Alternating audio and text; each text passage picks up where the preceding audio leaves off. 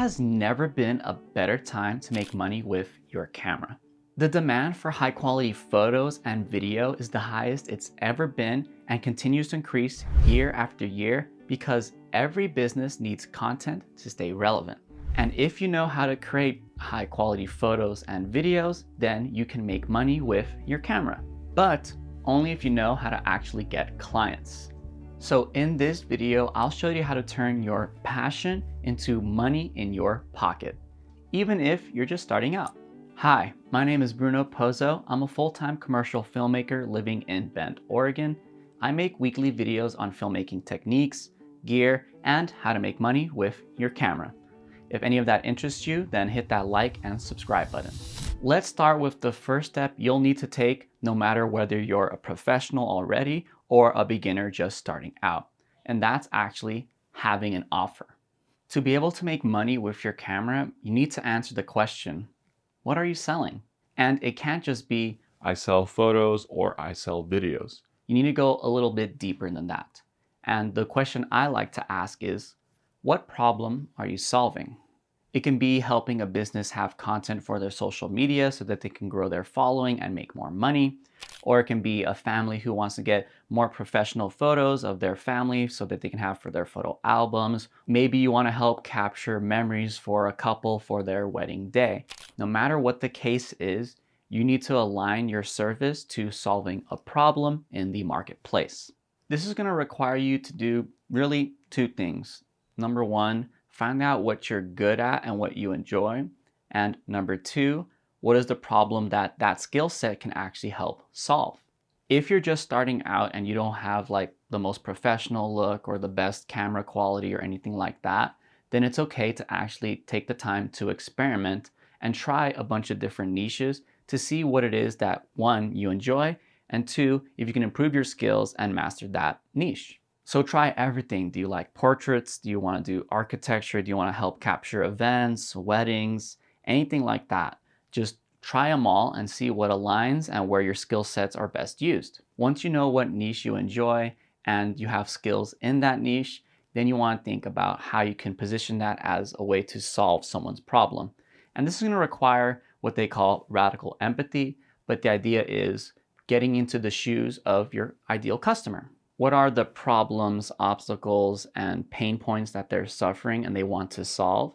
And how can your skill set and service actually address those? Really spend the time to figure this out. And the best way to figure it out quickly is to really just go out there and shoot and experiment, even if you're just starting off for free. All right, now that you know what problem you can solve and then who you can help, now comes the part where you need to actually find clients. This is where most creatives struggle and they don't actually spend the time to work on the skill of finding people who need their service. This is going to require a little bit of reverse engineering and that radical empathy that we talked about earlier. So, who is your ideal client? Is it a business owner? Is it a family? Is it a couple that's about to get wed? Now, where are they hanging out? Not just online on social media, but in person as well. What events do they attend and where can you find them if you go out? By answering these questions, you'll have a better idea of what platforms you should be posting content on, what events you should be attending, and other ways to market your service to them without wasting effort, posting on all the platforms at once, which is definitely overwhelming. And if possible, you want to attend relevant events and meetups because it's a lot easier to build a deeper connection in person than it is just online. But of course, if you can, the ideal situation is to actually post content that speaks to your ideal customer, as well as attending and showing up in person in front of your ideal customer as well. Finding and meeting clients is just the start though. If you really want to get paid, you're going to need to work on sales. Unfortunately, sales gets a really bad rep, and I've noticed that creatives actually seem really repelled by it. And I think it harkens back to this old-fashioned idea of a pushy car salesman who's just trying to close a deal and make a quick buck on some sort of unsuspecting victim. But that's not how you want to think about sales, because that's not sales. Really, sales is about serving others and making sure that your product or service is a good fit for them. And so the framework I personally really like comes from Chris Do, and it's sales as an acronym. The first S, serve. You want to be in the mindset of helping others and adapting that radical empathy and looking out for their best interests even over yours. Because not everyone's going to be a perfect fit for you. So you just need to be honest, have that integrity, and think about helping them. A is for ask. During your conversations with potential clients, you need to ask really good questions so you can better understand their situation. When you understand their situation, you can make an informed decision on whether or not you can or can't help them. Next is L, which stands for listen. This is where you're going to actively listen.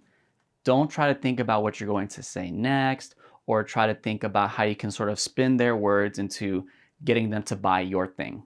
No, all you need to do here is be quiet, listen attentively, and ideally take notes if you mention to them that you're going to be taking notes. Next is E, which stands for empathize. You want to try to understand their point of view and their situation. This goes hand in hand with being in service. When you empathize and actually feel and understand the struggles of your client, you're better capable to help them. And the last S stands for summarize. Once you've heard everything that the client has to say, you want to repeat back to them what you understood. This does two things. Number one, it lets them know you're a good listener.